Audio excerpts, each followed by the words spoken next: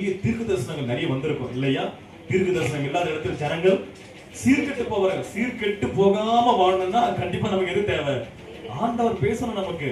அப்ப என்னன்னா, ஆனா நிறைய காரியங்கள் இன்னும் நிறைவேறாம இருக்குது. நிறைய பேருக்கு ஒரு சந்தேகமா வந்துருது, இது உண்மைதானா அப்படின்னு. என்ன காரணம்னா, செத்து போனதை எண்ணிக்கொண்டிருக்கிறதுனால நிறைவேறுவதற்கு தாமதம். அல்லேலூயா, சத்தமா சொல்லுமா? சோர்ந்து போகும் நேரங்களில் மார்போடு அணைத்துக் கொண்டீரே, சோர்ந்து போகும் நேரங்களில்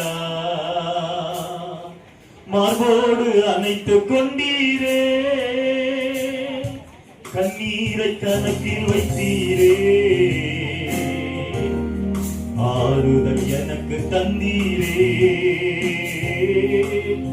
கண்ணீரை கணக்கில் வைத்தீரே, ஆறுதல் எனக்கு தந்தீரே. எத்தனை அன்பு என்மேல், எத்தனை பாசம் என்மேல், எத்தனை அன்பு என்மேல், எத்தனை பாசம் என்மேல், இதற்கு ஈடு என்ன தருவேனா, இதற்கு ஈடு என்னை தருவேனா, இதற்கு ஈடு என்ன தருவேனா, இதற்கு ஈடு என்ன தருவேனா.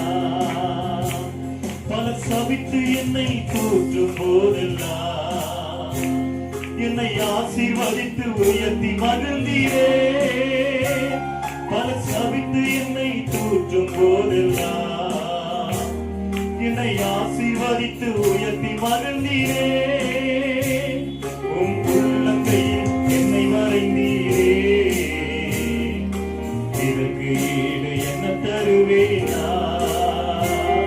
உம் உள்ளங்கையில் என்னை வரைந்தீரே, இதற்கு ஈடு என்ன தருவேனா.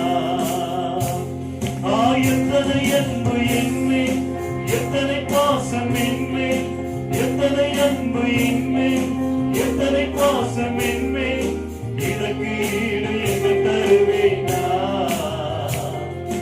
இதற்கு ஈடு என்னை தருவேனா, இதற்கு ஈடு என்ன தருவேனா,